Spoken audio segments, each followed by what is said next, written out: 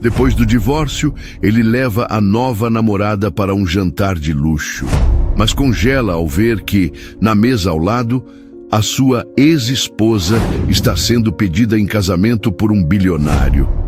O que aconteceu depois, ninguém poderia imaginar. O ar no restaurante amado era denso, carregado com um aroma salgado da Baía de Todos os Santos, que entrava suavemente pelas janelas abertas, misturando-se ao perfume caro dos clientes e às notas complexas dos pratos que saíam da cozinha. Para Peterson Albuquerque, aquele era o cheiro da vitória. Aos 45 anos, ele havia construído um império no mercado imobiliário de luxo de Salvador, vendendo não apenas apartamentos com vistas deslumbrantes, mas o sonho de uma vida que poucos poderiam alcançar. E naquela noite, ele se sentia o rei daquele sonho. Sentada à sua frente, Bianca, com seus 26 anos e um sorriso que parecia permanentemente iluminado para as câmeras de seu celular, era o troféu perfeito. Uma influenciadora de moda com centenas de milhares de seguidores, ela era a personificação da juventude, da modernidade e, acima de tudo, da admiração incondicional que ele tanto buscava. Cada gesto dela, cada risada calculada, parecia validar a decisão que ele tomou um ano antes. O divórcio não foi um fracasso, foi uma atualização necessária. Uma troca de um modelo antigo por um mais novo e vibrante. Amor, você precisa provar este vinho, disse Bianca, a voz dela um sussurro melodioso, enquanto inclinava a taça de um borgonha caríssimo na direção dele. É divino, combina perfeitamente com a energia deste lugar. Peterson sorriu, um sorriso largo, ensaiado, que ele usava para fechar negócios milionários. Para mim, a única energia que importa esta noite é a sua, respondeu ele, erguendo a própria taça num brinde silencioso. Ele observou o brilho nos olhos dela, a forma como a luz do restaurante dançava em seu colar de diamantes. Um presente dele, claro. Tudo naquela cena era uma afirmação de seu poder, de seu sucesso.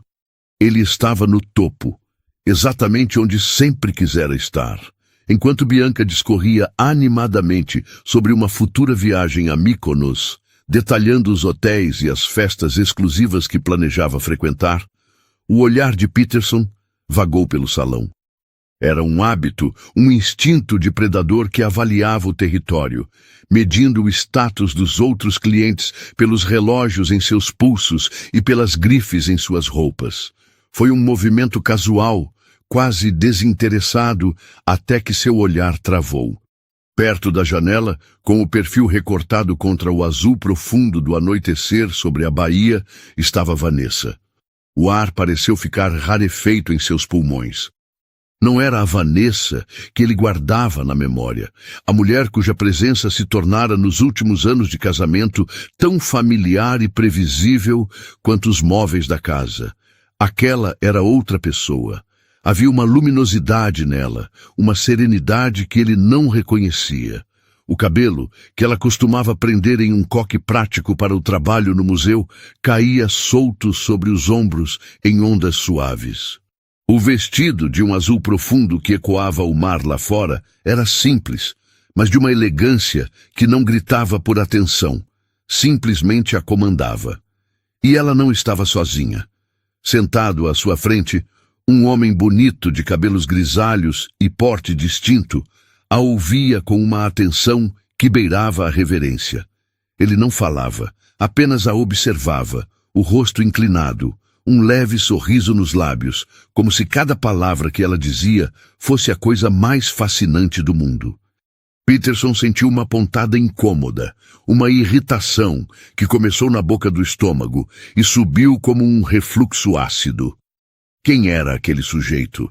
E por que Vanessa estava radiante daquele jeito? Peterson, você está me ouvindo?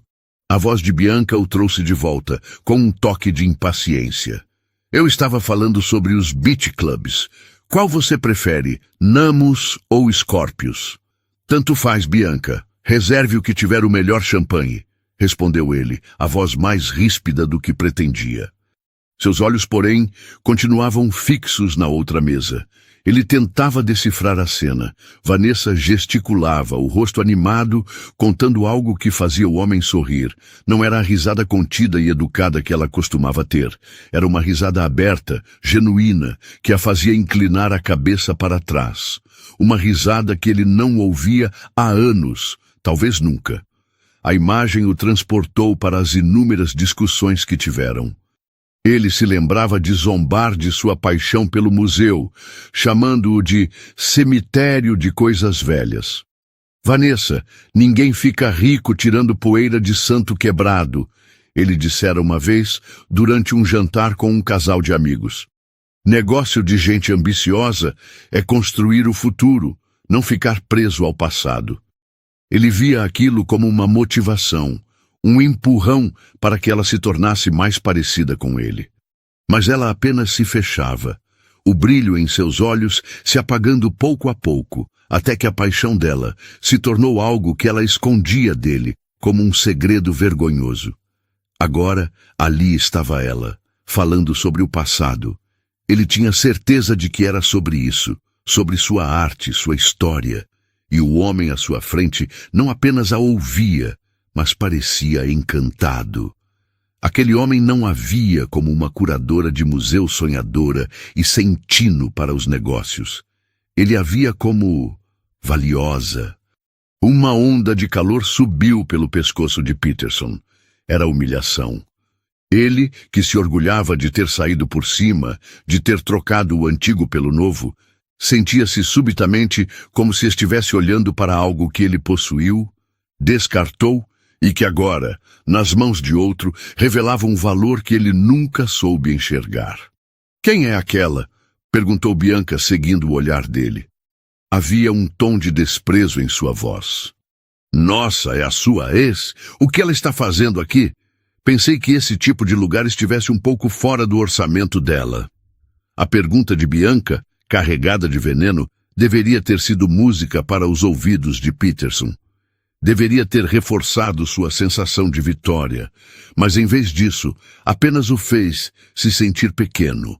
Ele não respondeu. Apenas observou, paralisado, enquanto o homem desconhecido pegava a mão de Vanessa entre as suas. Ele falou algo em voz baixa, com uma intensidade que parecia criar uma bolha invisível ao redor dos dois, isolando-os do resto do mundo.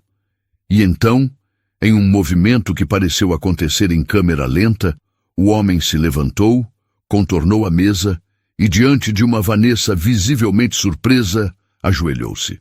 O murmúrio no restaurante cessou. Garfos pararam a meio caminho da boca. Conversas morreram. Todos os olhares se voltaram para a cena junto à janela. Peterson sentiu o sangue fugir de seu rosto. A taça de vinho em sua mão tremia. Ele podia ver os lábios do homem se movendo, mas não conseguia ouvir as palavras. Só o que via era o rosto de Vanessa, a incredulidade se transformando em um assombro que culminou em lágrimas que escorriam por seu rosto enquanto ela assentia, um sim silencioso e poderoso. O homem abriu uma pequena caixa de veludo. Mesmo à distância, a pedra no anel cintilou, capturando a luz de todo o salão e a lançando de volta como um farol. Um farol que parecia apontar diretamente para Peterson, expondo não a sua vitória, mas uma perda tão profunda e avassaladora que ele não sabia que ainda era capaz de sentir. O som dos aplausos era uma onda que o atingia em cheio, cada batida uma marreta contra a frágil estrutura de seu ego. Peterson permaneceu imóvel, a taça de vinho esquecida em sua mão, o líquido tinto tremendo como um sismógrafo, registrando o terremoto que abalava seu mundo interior. Seus olhos estavam cravados na cena que se desenrolava junto à janela. O homem, agora de pé, deslizando o anel no dedo de Vanessa, o sorriso dela rasgando o rosto, uma mistura de choque e felicidade pura, algo que ele, em todos os anos de casamento, jamais conseguira extrair dela. «Uau!» sussurrou Bianca ao seu lado, o tom de desprezo substituído por um assombro genuíno. Até que ela se deu bem. «Quem é o coroa?» Deve ter uma grana preta para bancar um anel desse tamanho.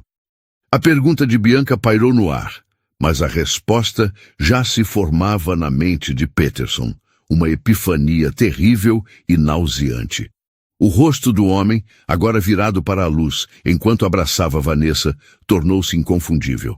As feições que antes eram apenas de um desconhecido distinto, agora se encaixavam em um quebra-cabeça que ele conhecia muito bem das capas de revistas de negócios e dos cadernos de economia. Flávio Vieira. O nome explodiu em sua consciência como uma granada. Flávio Vieira. O bilionário da tecnologia. O Midas do Vale do Silício brasileiro, um homem cuja fortuna fazia o império imobiliário de Peterson parecer um castelo de areia. Vieira não era apenas rico, ele era uma instituição, um visionário que construiu seu patrimônio do zero. Um nome que abria portas que Peterson, com todo o seu dinheiro, só podia espiar pela fechadura. E, para piorar, era conhecido como um grande mecenas das artes. Um filantropo que investia milhões exatamente no tipo de coisa velha que ele sempre ridicularizara. A compreensão o atingiu com a força de um soco no estômago. A raiva, que antes era uma brasa de orgulho ferido, transformou-se em um incêndio incontrolável. Não era qualquer um, era ele. Como Vanessa, a sua Vanessa, a mulher que ele havia descartado por não ser ambiciosa o suficiente, conseguiu fisgar alguém daquele calibre. Alguém não apenas mais rico, mas mais influente, mais respeitado, mais tudo. A lógica do universo parecia ter se invertido. Ele era o predador, o vencedor, como a presa tinha acabado com um prêmio maior. Nossa, que romântico! Comentou Bianca, os olhos brilhando enquanto observava o casal. Se ajoelhar assim, na frente de todo mundo, é de uma coragem, né? Um homem que não tem medo de mostrar o que sente. Ela se virou para Peterson. O olhar dela uma mistura de admiração pela cena e uma cobrança velada. Pelo menos o cara sabe como tratar uma mulher. Cada palavra de Bianca era um prego sendo martelado em sua carne, romântico, corajoso, elogios que ela nunca usara para ele. Ela estava inconscientemente comparando-os e ele estava perdendo. A humilhação se aprofundou, tornando-se um abismo. É só teatro, Bianca. Gente assim vive de aparências, rosnou ele, a voz baixa e carregada de veneno. Teatro? Peterson, qual o seu problema? Ela retrucou, a sobrancelha perfeitamente arqueada se erguendo. O cara acabou de pedir a sua ex em casamento e você está agindo como se fosse um ataque pessoal. Não me diga que você está com ciúmes dela. A palavra ciúmes o atingiu como um insulto. Ciúmes? Ele não sentia ciúmes. O que ele sentia era uma fúria possessiva. A indignação de um colecionador que vê um item de sua antiga coleção, que ele mesmo subestimou, ser aclamado como uma obra-prima. Era sobre status. Era sobre a narrativa que ele construíra para si mesmo, a de que ele era o prêmio final, e que agora estava sendo publicamente desmantelada. Não seja ridícula, ele cuspiu, tentando recuperar a compostura. Eu só não gosto de espetáculos. Mas era tarde demais. A semente da dúvida já estava plantada na mente de Bianca. O clima na mesa deles, antes festivo e cúmplice, agora era pesado e frio. O jantar da Vitória havia se tornado um velório. Foi nesse momento que os olhares se cruzaram. Em meio aos cumprimentos e abraços de outros clientes, Vanessa virou o rosto. Seus olhos encontraram os de Peterson do outro lado do salão. Por um segundo, o tempo parou. Ele esperou ver algo nela. Um lampejo de triunfo, um sorriso de vingança, qualquer coisa que reconhecesse a presença dele ali, que validasse o impacto daquela cena sobre ele.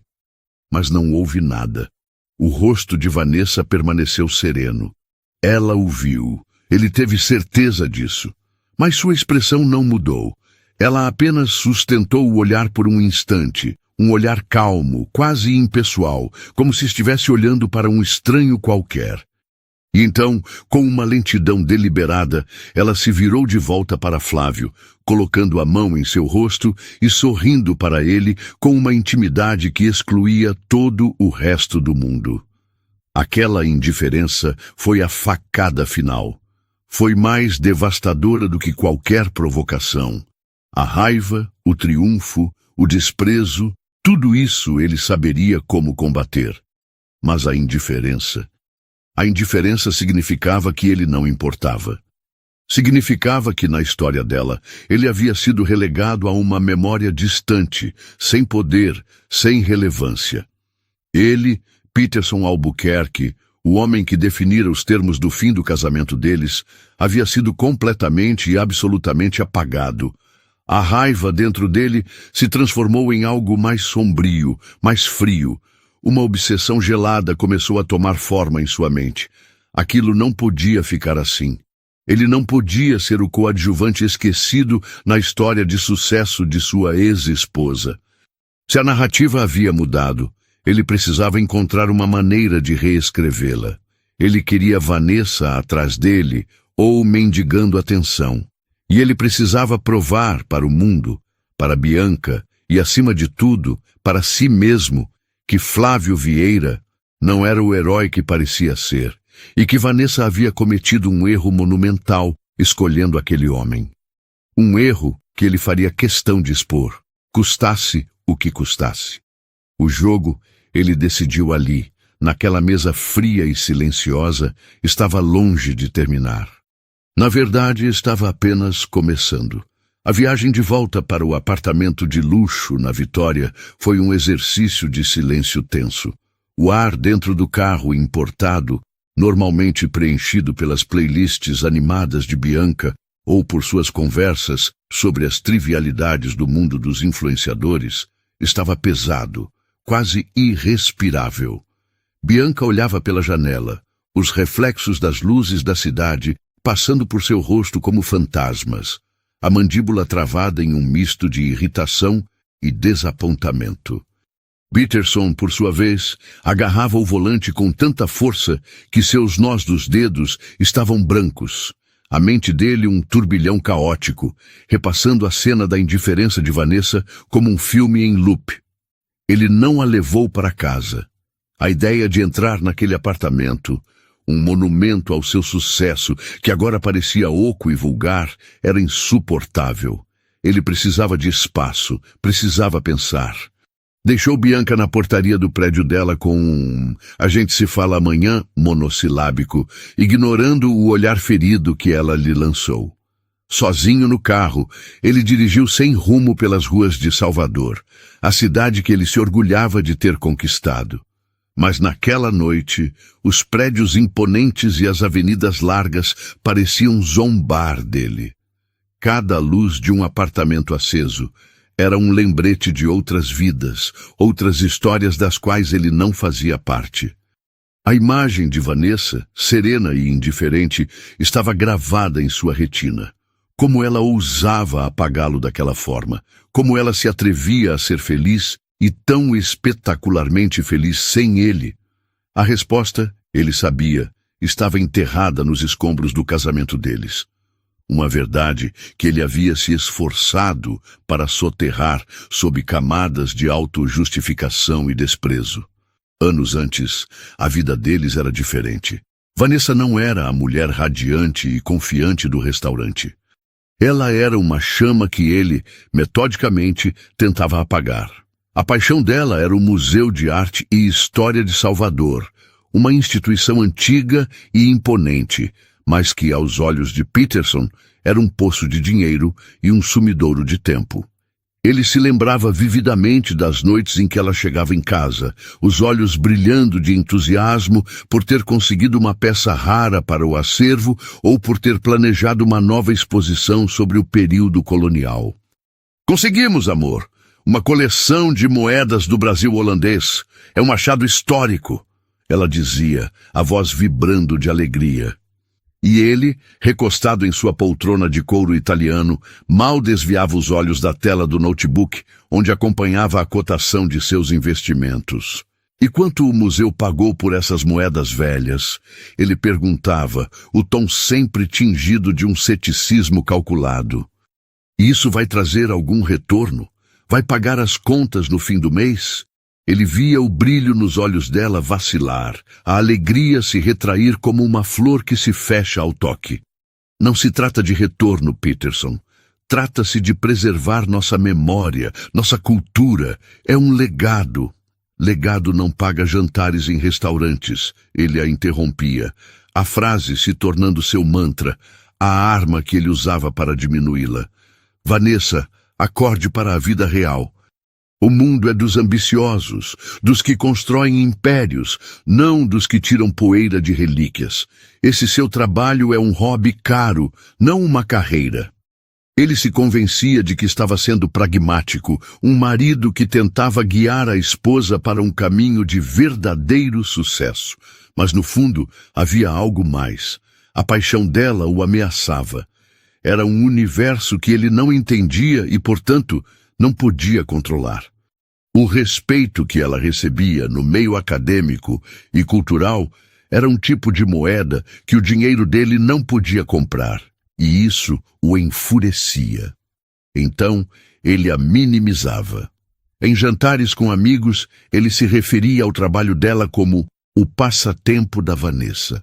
Quando ela precisava trabalhar até tarde para a montagem de uma exposição, ele suspirava com impaciência, reclamando que ela preferia a companhia de coisas mortas à dele.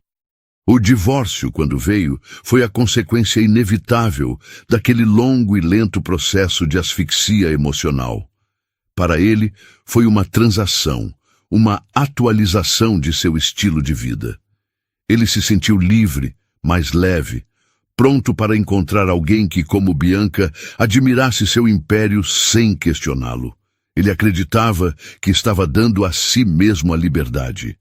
Agora, dirigindo sob o céu escuro, ele foi forçado a encarar uma verdade devastadora. O divórcio não foi a liberdade dele, foi a dela. Ele a havia libertado de seu desprezo, de sua constante invalidação. Ele a havia soltado da gaiola dourada onde tentava aprisioná-la. Livre dele, Vanessa não apenas sobreviveu, ela floresceu. A mulher no restaurante não era uma versão melhorada da sua ex-esposa. Era a versão autêntica, a mulher que ela sempre fora por dentro, mas que ele se recusava a enxergar. A autoestima que ele tentara erodir fora reconstruída, não com base no olhar de outro homem, mas na redescoberta de seu próprio valor, de sua própria paixão. Aquele pedido de casamento não era o início da nova vida dela. Era a coroação de um renascimento que já estava em pleno andamento. Flávio Vieira não a salvou. Ele apenas chegou a tempo de aplaudir a mulher que ela já havia se tornado por conta própria. Essa percepção não trouxe paz. Pelo contrário, alimentou sua fúria com um combustível ainda mais potente. Não era apenas sobre dinheiro ou status, era sobre a narrativa fundamental de sua vida. Se ela estava melhor sem ele, o que isso dizia sobre ele? Se ela floresceu em sua ausência, então ele não era o sol em torno do qual o mundo dela girava. Ele era a sombra que a impedia de crescer. Para ela, ele era apenas o homem que a segurava no passado, um passado do qual ela se libertou com sucesso, e isso deixou ele com raiva. Um pensamento frio e cortante atravessou sua mente. Ele não iria apenas investigar Flávio Vieira. Ele iria desenterrar cada segredo, cada erro, cada vulnerabilidade que encontrasse. Ele iria provar que aquele pedestal em que Vanessa estava era feito de areia, e assistiria com prazer enquanto tudo desmoronasse. Ele não a deixaria ter aquele final feliz. Se ele não podia ser o herói da história dela, então ele se tornaria com prazer o vilão. O tormento da noite se estendeu por dias, uma névoa fria que se instalou sobre a vida perfeitamente ensolarada de Peterson. O trabalho, antes sua arena de glória, tornou-se um refúgio insatisfatório. Ele precisava entender, não por curiosidade, mas por necessidade tática. Para destruir um inimigo, era assim que ele via Flávio. É preciso primeiro compreender a origem de sua força. A história de Vanessa e Flávio, ele descobriria mais tarde, não começou com o brilho de um anel de diamante, mas com o silêncio reverente do Museu de Arte e História, o mesmo lugar que Peterson tanto desprezara. Após o divórcio, Vanessa mergulhou no trabalho com a ferocidade de quem luta pela própria vida. O museu não era mais um refúgio ou um hobby, era seu território, o solo onde ela reconstruiria sua identidade, longe da sombra de seu ex-marido. Ela tinha uma visão ambiciosa, uma exposição grandiosa sobre as raras peças coloniais da Bahia, artefatos que contavam a história não dita do Estado, a história das trocas culturais, dos conflitos e da resiliência. Era um projeto caro, complexo, que o orçamento limitado da instituição não poderia cobrir. Foi então que o nome de Flávio Vieira surgiu, não como um pretendente, mas como uma possibilidade, uma lenda no mundo da filantropia. Vanessa, com a ajuda de seu conselho, preparou um dossiê meticuloso, uma proposta que não pedia apenas dinheiro, mas convidava a uma parceria na preservação da memória. Ela não tinha esperanças. Homens como Flávio Vieira recebiam centenas de pedidos como aquele todos os dias. Para sua surpresa, ele respondeu pessoalmente, não com um e-mail de um assessor, mas com uma ligação. A voz dele, calma e ponderada, fez perguntas que ninguém nunca havia feito. Ele não perguntou sobre o retorno do investimento ou a visibilidade da marca. Ele perguntou sobre o significado histórico de uma das peças, sobre os desafios de restauração de um manuscrito do século XVII, sobre a história da artesã desconhecida que havia bordado um manto religioso. O primeiro encontro deles foi no próprio museu, em uma tarde úmida de terça-feira, com o local fechado ao público. Peterson, se pudesse imaginar a cena, a pintaria com as cores do romance e da sedução. A realidade, no entanto, foi muito mais profunda. Flávio não chegou como um bilionário, avaliando um investimento. Ele chegou como um peregrino. Ele caminhou pelos salões silenciosos ao lado de Vanessa, não olhando para ela, mas para os objetos que ela lhe mostrava. Ele ouvia com uma concentração que a desarmava. "Isso é fascinante", disse ele, parado diante de uma vitrine com instrumentos de navegação antigos. "Pensar que um objeto como este não apenas guiou um navio através do oceano, mas carregou sonhos, medos e a semente de um novo mundo. É uma cápsula do tempo." Naquele momento, Vanessa sentiu algo que não sentia há anos: ser vista. Não como a esposa de um empresário rico, não como uma sonhadora impraticável, mas como uma guardiã de histórias, uma profissional cujo conhecimento era, em si, um tesouro. A admiração dele não era por sua aparência ou status, era por sua mente, por sua paixão. O patrocínio foi concedido, generoso e incondicional, mas a relação deles não terminou ali. Flávio tornou-se um visitante frequente do museu. Ele aparecia sem avisar, às vezes apenas para passar uma hora em silêncio em uma galeria, outras vezes para discutir com Vanessa os detalhes da montagem da exposição. As conversas deles fluíam da história para a tecnologia, da arte para o futuro. Ele via o trabalho dela não como um contraponto ao seu, mas como um complemento. Onde Peterson via um passatempo sem valor, Flávio via um pilar essencial da sociedade. Onde Peterson oferecia críticas e desdém, Flávio oferecia curiosidade e um respeito profundo. O romance que floresceu entre eles não foi uma explosão de paixão, mas o crescimento lento e firme de uma árvore, com raízes que se aprofundavam na admiração mútua e no terreno fértil de valores compartilhados.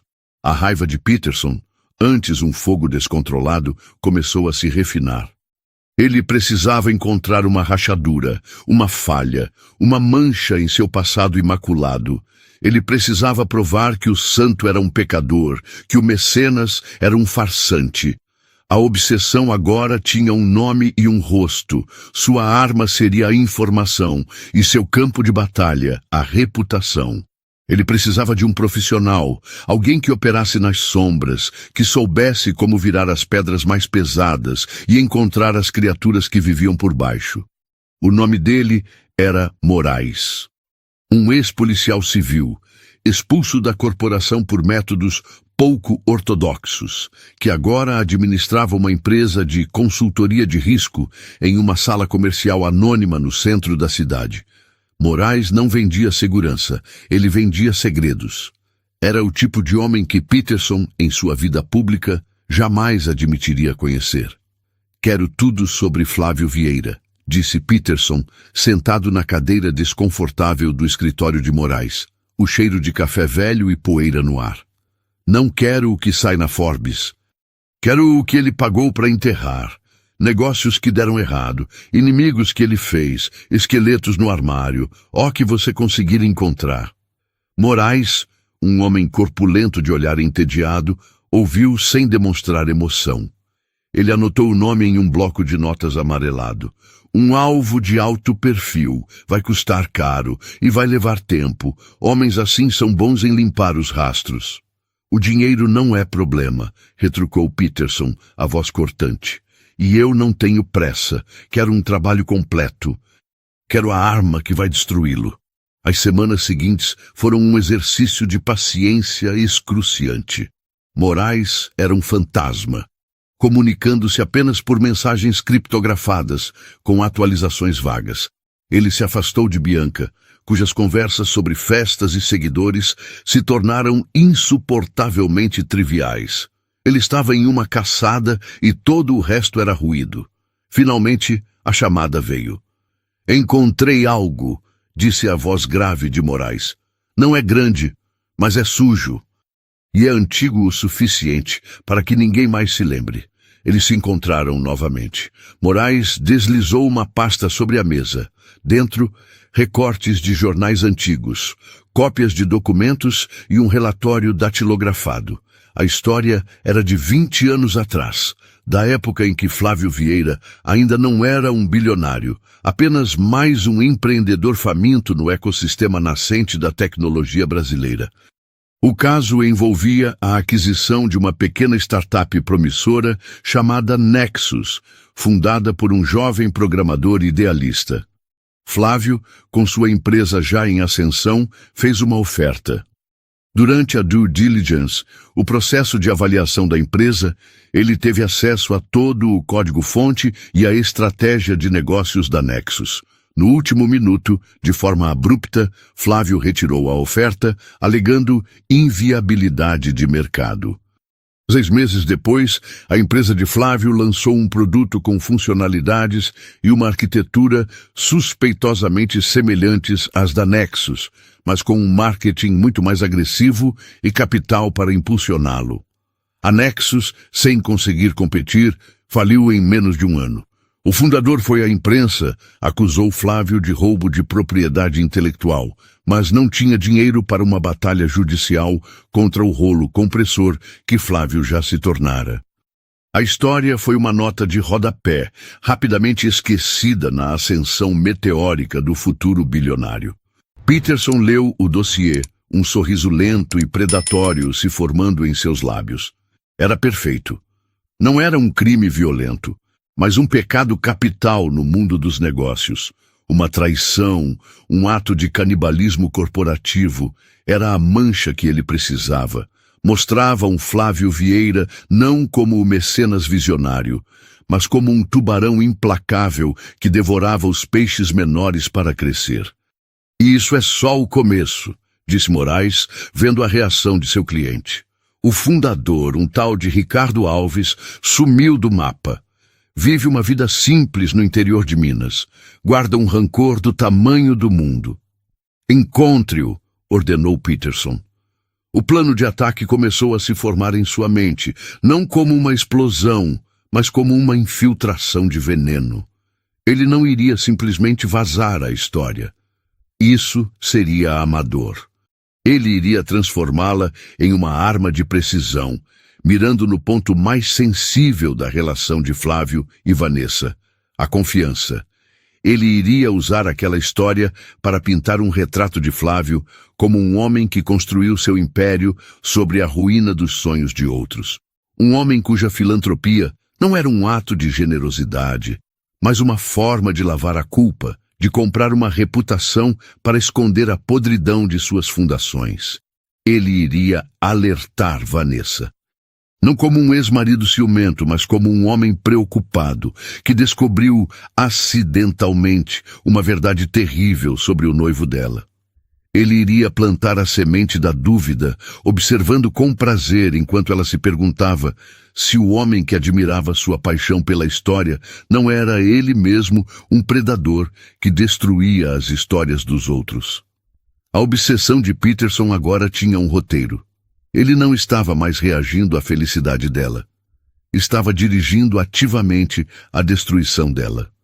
Ele se sentia vivo, energizado, como não se sentia há anos. A caçada havia terminado. A armadilha estava montada. Agora, ele só precisava atrair sua presa para o lugar certo, na hora certa. E ele sabia exatamente onde seria o palco perfeito para o primeiro ato de sua vingança. Ele não podia simplesmente ligar para Vanessa. Seria um gesto desesperado, transparente. Ele precisava de um pretexto legítimo, uma razão inquestionável para estar no mesmo espaço que ela, para forçar o encontro que ele tanto arquitetava. A oportunidade veio na forma de um envelope timbrado, esquecido em uma gaveta de seu escritório. Uma notificação sobre a partilha final de um pequeno fundo de investimento que eles mantinham juntos. Um último fio burocrático que os conectava. Era o pretexto perfeito, um assunto jurídico pendente. Ele sabia onde encontrá-la.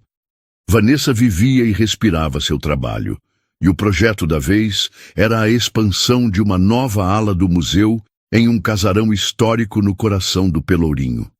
Em uma tarde de terça-feira, Peterson estacionou seu carro de luxo. Vestindo um terno de linho caro, ele caminhou pelas ruas, sentindo os olhares dos turistas e locais. Ele não pertencia àquele lugar, e essa era a intenção. Ele era uma dissonância, uma nota errada na sinfonia de Vanessa. Ele a encontrou em frente ao casarão, em meio ao caos controlado de uma obra de restauração. Vanessa usava calças jeans, uma camisa simples e botas sujas de poeira. O cabelo estava preso em um rabo de cavalo e ela discutia animadamente com um arquiteto, apontando para detalhes na fachada. Havia uma autoridade natural nela, uma segurança que o irritou profundamente. Ela não era mais a esposa que se encolhia diante de suas críticas. Era a comandante de seu próprio universo. Vanessa, ele chamou. Ela se virou e a surpresa em seu rosto foi genuína, mas rapidamente substituída por uma expressão de cautela. Peterson, o que você está fazendo aqui? Temos um assunto pendente do divórcio, disse ele, erguendo a pasta que trouxera como um escudo. Uma assinatura necessária. Pensei em resolver isso pessoalmente para agilizar. Ela o estudou por um momento, os olhos inteligentes avaliando-o. Você poderia ter mandado alguém. Eu estava na área, mentiu ele com a facilidade de um homem acostumado a dobrar a realidade a seu favor. E para ser honesto, eu queria falar com você. Estou preocupado. A palavra preocupado a deixou visivelmente tensa. Preocupado com o quê? Peterson olhou ao redor, fingindo desconforto. Podemos conversar em um lugar mais reservado? Ela hesitou, mas a menção a um assunto jurídico a obrigou. Ela o guiou para dentro do casarão, para uma sala vazia, onde o cheiro de madeira antiga e cal pairava no ar. A luz entrava por uma janela alta, iluminando as partículas de poeira que dançavam entre eles. Seja rápido, Peterson. Eu tenho muito trabalho. Ele respirou fundo, preparando-se para o ato principal. Não é sobre os papéis, Vanessa. É sobre o Flávio Vieira. O nome dele em seus lábios fez com que a postura dela se enrijecesse. O que tenho, Flávio? Eu sei que não tenho o direito, mas ainda me importo com você, começou ele, a voz carregada de uma falsa sinceridade que ele praticara por dias. Fiz algumas investigações por conta de um negócio e, acidentalmente, descobri algo sobre o passado dele. Algo sombrio. Ele abriu a pasta e empurrou o dossiê de Moraes sobre uma mesa de madeira rústica. 20 anos atrás, ele destruiu um jovem empresário. Roubou a ideia dele, levou a empresa dele à falência e nunca olhou para trás. O homem que hoje financia a preservação da história começou sua fortuna destruindo a história de outra pessoa. Ele esperou pela reação, pelo choque, pela dúvida, pelas lágrimas. Ele esperava que ela olhasse para aqueles papéis como se fossem uma serpente. Em vez disso, Vanessa cruzou os braços e o encarou com um silêncio que era mais pesado do que qualquer grito. Ela não tocou na pasta. Seus olhos não deixaram o rosto dele. A startup se chamava Nexus, disse ela, a voz perfeitamente nivelada. O fundador era Ricardo Alves, e a história não foi bem assim. O sangue de Peterson gelou. Como ela sabia? Flávio me contou tudo, continuou ela, cada palavra uma pá de terra sendo jogada sobre o caixão de seu plano. Ele me contou no nosso terceiro encontro. Ele disse que eu merecia saber quem ele era, com todos os seus acertos e principalmente com seus maiores erros. Ele descreveu aquele episódio como a maior vergonha de sua vida, um ato de ambição cega que o assombra até hoje. Peterson ficou sem palavras, a boca seca. O roteiro que ele ensaiara com tanto cuidado estava se desintegrando. Ele não apenas me contou, Peterson, prosseguiu Vanessa, dando um passo à frente, a calma em seu rosto agora se transformando em uma força avassaladora. Ele me mostrou o que fez a respeito. Anos depois, quando já podia, ele procurou o Ricardo. Pediu perdão. Ofereceu uma compensação financeira que o Ricardo recusou. Então, Flávio fez outra coisa. Ele investiu como sócio minoritário e silencioso na nova empresa que o Ricardo abriu, sem que ninguém soubesse. Hoje, eles não são melhores amigos, mas se respeitam, eles conversam. Flávio aprendeu com seu erro, ele se redimiu. Ela olhou para a pasta com um desprezo evidente. A verdadeira força de uma pessoa não está em nunca ter errado, Peterson. Está em ter a coragem de encarar os próprios erros e construir algo melhor a partir deles. Algo que você, com toda a sua necessidade de parecer perfeito, nunca entenderia. O ataque havia falhado de forma espetacular. A arma que ele forjou com tanto cuidado se despedaçou contra a muralha de confiança que havia entre ela e Flávio. A humilhação que sentiu foi 1000 vezes pior do que a do restaurante. Ali, no coração do mundo dela, ele não era um vilão maquiavélico. Era apenas um homem pequeno, patético, com um plano transparente. Eu sei o que você está fazendo, disse Vanessa, a voz agora cortante como vidro. Eu vi você no restaurante, vi o ódio nos seus olhos. Você não suporta me ver feliz, porque a minha felicidade prova que o problema nunca fui eu. O problema sempre foi você.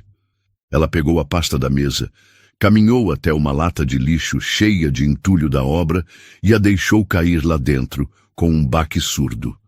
Deixe aqui o papel que tenho que assinar e vá embora, Peterson.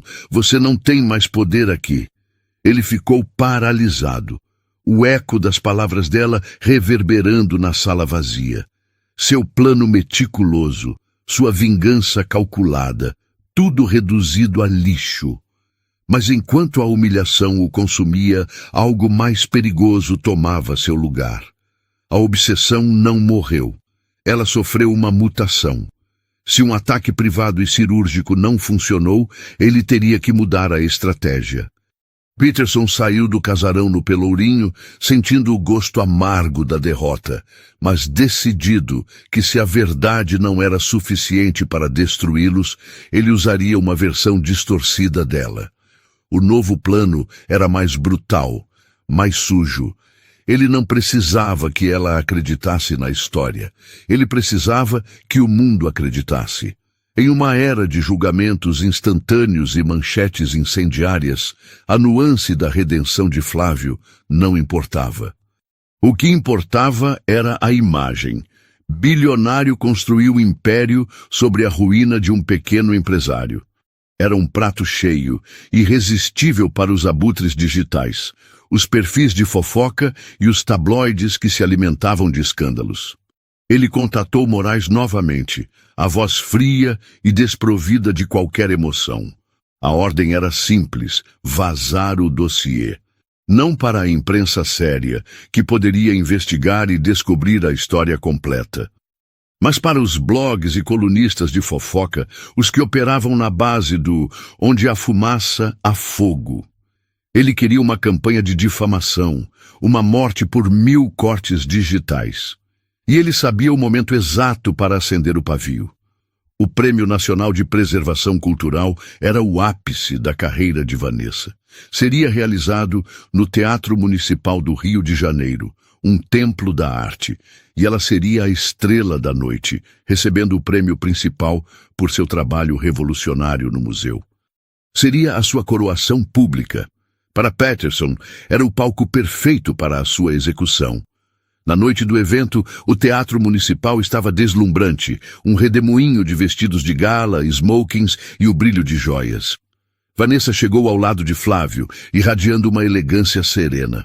Ela usava um vestido que parecia tecido da própria noite, e Flávio, ao seu lado, a olhava com um orgulho que era palpável. Eles eram a imagem do triunfo, mas o veneno de Peterson já começava a se espalhar. Enquanto eles caminhavam pelo tapete vermelho, um repórter de um conhecido site de celebridades furou o bloqueio. Vanessa, uma pergunta. Estão circulando boatos sobre o passado do seu noivo, o Sr. Vieira, histórias sobre negócios controversos. Como o museu se sente recebendo patrocínio de uma fonte cuja origem do dinheiro está sendo questionada? A pergunta foi uma bala. Vanessa sentiu o braço de Flávio enrijecer ao seu lado. Outros repórteres, sentindo o cheiro de sangue, se aglomeraram. O sorriso dela não vacilou, mas seus olhos ganharam um brilho de aço.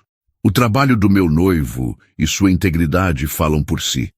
Esta noite é sobre celebrar a preservação da nossa cultura, e é nisso que vou me concentrar, respondeu ela, com uma firmeza que encerrou a conversa, enquanto a assessoria os guiava para dentro. Mas o dano estava feito. O boato estava no ar, pairando sobre a noite de celebração como uma nuvem de tempestade. Quando o nome de Vanessa foi anunciado como a grande vencedora, o teatro irrompeu em aplausos. Ela subiu ao palco, a personificação da graça e da realização. Flávio a observava da primeira fila, o rosto uma mistura de orgulho e preocupação. Peterson, assistindo a tudo de seu apartamento em Salvador, através de uma transmissão ao vivo, sentiu uma pontada de satisfação cruel. A vitória dela já estava manchada. Vanessa se aproximou do púlpito, segurando o pesado troféu. Ela começou seu discurso de agradecimento, a voz clara e firme, homenageando sua equipe, os artistas e a história que eles se esforçavam para proteger. E então ela fez uma pausa. Gostaria de usar este momento, disse ela, o silêncio no teatro se tornando absoluto, para abordar uma sombra que foi lançada sobre esta noite. Uma sombra que busca transformar uma celebração da construção em um ato de destruição. Ela olhou diretamente para a câmera de transmissão, como se olhasse nos olhos de Peterson. Muitos de vocês ouviram boatos sobre o meu noivo, Flávio, sobre um erro que ele cometeu há 20 anos. A história que está sendo espalhada é uma meia-verdade, e uma meia-verdade é a mais perigosa das mentiras. Ela fez um sinal para a equipe técnica. No telão gigante atrás dela, que antes exibia o logo do prêmio, surgiu um rosto. Era um homem de meia-idade, de aparência simples, falando de uma sala modesta. Era Ricardo Alves. Meu nome é Ricardo, começou ele no vídeo, a voz calma. Há muitos anos, eu e Flávio Vieira estivemos em lados opostos. Ele errou, e eu perdi quase tudo. Mas o que não estão contando a vocês é o que aconteceu depois.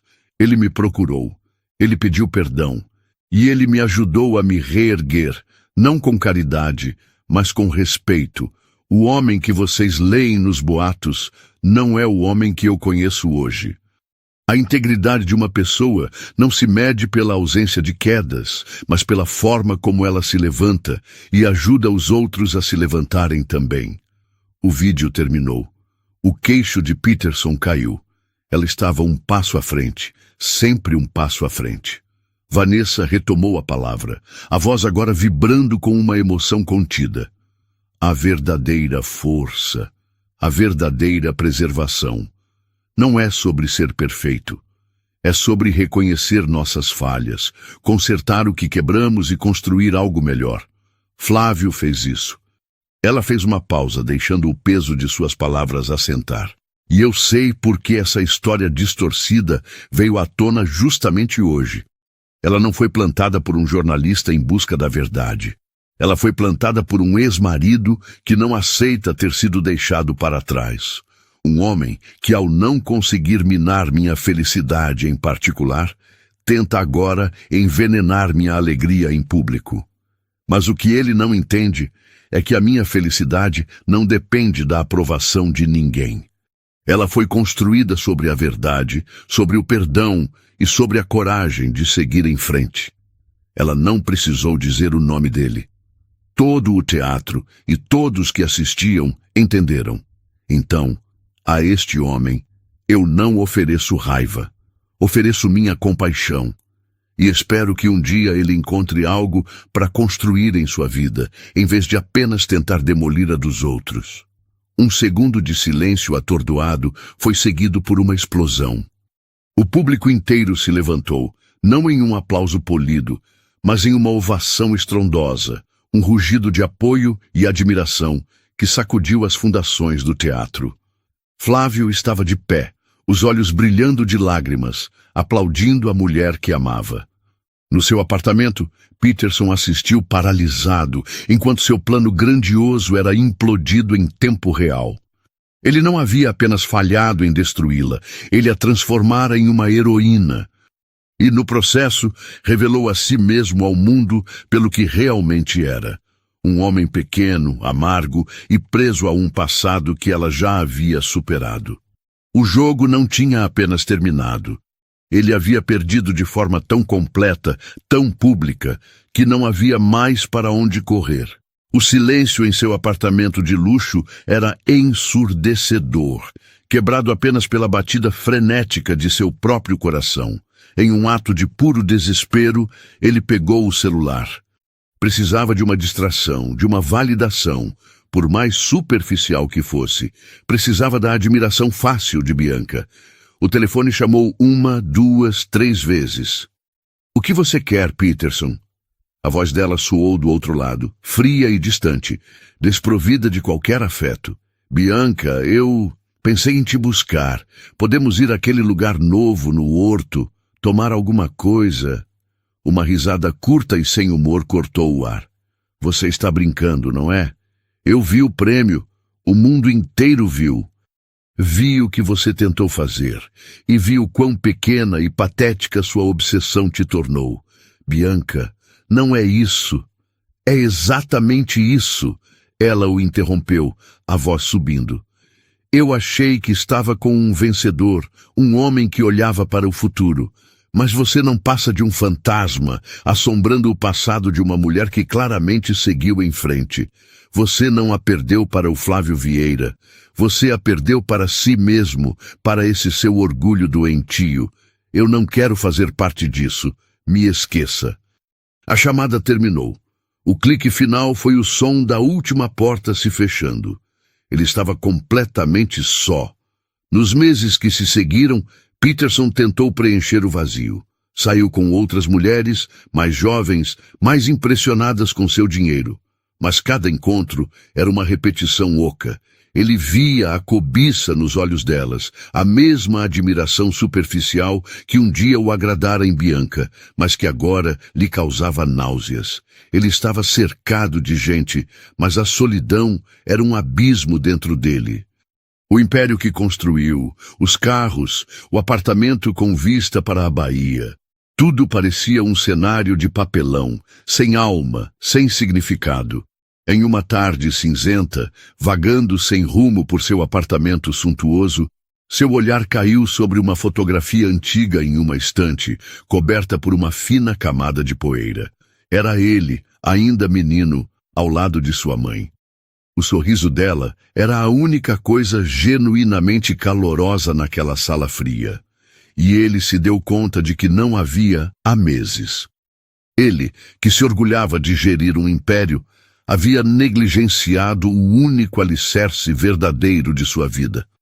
Naquele mesmo dia, ele dirigiu até a casa simples onde ela morava no subúrbio. O cheiro de bolo e café passado o atingiu na porta, um aroma de uma vida que ele havia deixado para trás. Sua mãe, agora uma senhora idosa de cabelos brancos e passos lentos, o recebeu com um abraço que continha um universo de saudade e perdão não dito. Sentado na cozinha modesta, segurando uma xícara de café que aquecia suas mãos frias, o dique de seu orgulho finalmente se rompeu. As lágrimas que ele não chorou por humilhação ou raiva, agora corriam livremente por seu rosto. "Me perdoa, mãe", sussurrou ele, a voz embargada. "Me perdoa por ter sumido, por não ter vindo antes." Ela apenas pegou a mão dele, as veias saltadas dela cobrindo as suas. "Um filho nunca some do coração de uma mãe, meu querido. Ele só se perde do caminho de casa, às vezes." E ele contou tudo. Sobre Vanessa, sobre Flávio, sobre a obsessão, a humilhação. Contou sobre o vazio, sobre a sensação de ter construído um castelo de cartas sobre um pântano. Ele não se justificou, não culpou ninguém. Apenas expôs sua alma ferida, sua falência não financeira, mas humana.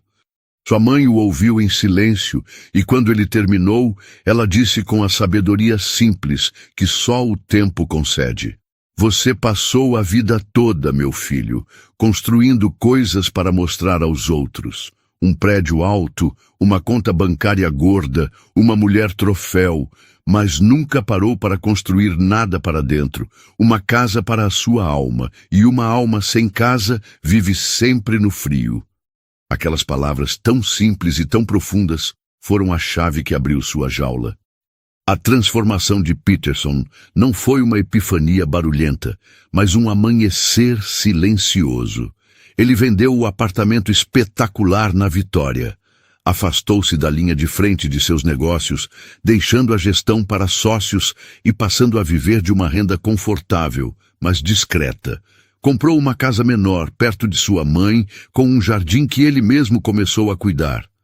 Com parte do dinheiro ele criou um fundo anônimo, sem placas, sem cerimônias. O objetivo era apoiar jovens empreendedores de baixa renda da Bahia, especialmente aqueles com projetos culturais, os mesmos que ele um dia desprezara. Ele lia os projetos, via a paixão nos olhos daqueles jovens, a mesma paixão que ele tentara apagar em Vanessa, e sentia, pela primeira vez, o prazer de construir algo que não levava seu nome, mas que carregava um propósito. Um ano depois, em uma manhã tranquila, enquanto tomava café na varanda, ele viu uma matéria em um portal de notícias. A manchete dizia: "Vanessa e Flávio Vieira inauguram centro cultural inovador em Salvador." A foto mostrava os dois, sorrindo, cortando uma fita inaugural. E ao lado dela, uma nota que fez seu coração parar por um instante. O casal anunciava que esperava o primeiro filho. A matéria mencionava que, pela idade de Vanessa, era uma gravidez que inspirava cuidados, mas que ela estava radiante e saudável. Peterson olhou para a foto. Viu a mão de Flávio protetoramente nas costas de Vanessa. Viu o brilho nos olhos dela, um brilho que ele agora entendia. E, para sua própria surpresa, o que sentiu não foi inveja, nem raiva, nem um pingo de amargura. O que ele sentiu foi paz. Uma paz profunda, serena, como as águas calmas da Bahia em um dia sem vento. Era a paz de quem finalmente entende que a felicidade do outro não diminui a sua. Era a aceitação de que a história deles havia terminado da maneira que deveria, permitindo que novas e melhores histórias começassem. Ele sorriu, um sorriso genuíno, que não era para ninguém além de si mesmo. Ele não havia recebido uma carta de Vanessa, mas a vida lhe entregara a mensagem. Ele estava finalmente construindo uma casa para sua alma. E pela primeira vez em sua longa e tumultuada vida, Peterson Albuquerque se sentia verdadeiramente rico. Se esta história ressoou em você, se ela te fez refletir sobre perdão, recomeços e o que realmente tem valor na vida, por favor, nos diga o que achou. Qual nota, de 0 a 10, você daria para essa história? Deixe sua nota e seu comentário abaixo. Sua opinião é o nosso maior incentivo. E se você deseja mais histórias como esta, que aquecem a alma e nos fazem acreditar na força do ser humano, não se esqueça de deixar o seu like e, o mais importante, inscreva-se no canal para não perder nenhum vídeo. Muito obrigado pela sua companhia e até a próxima.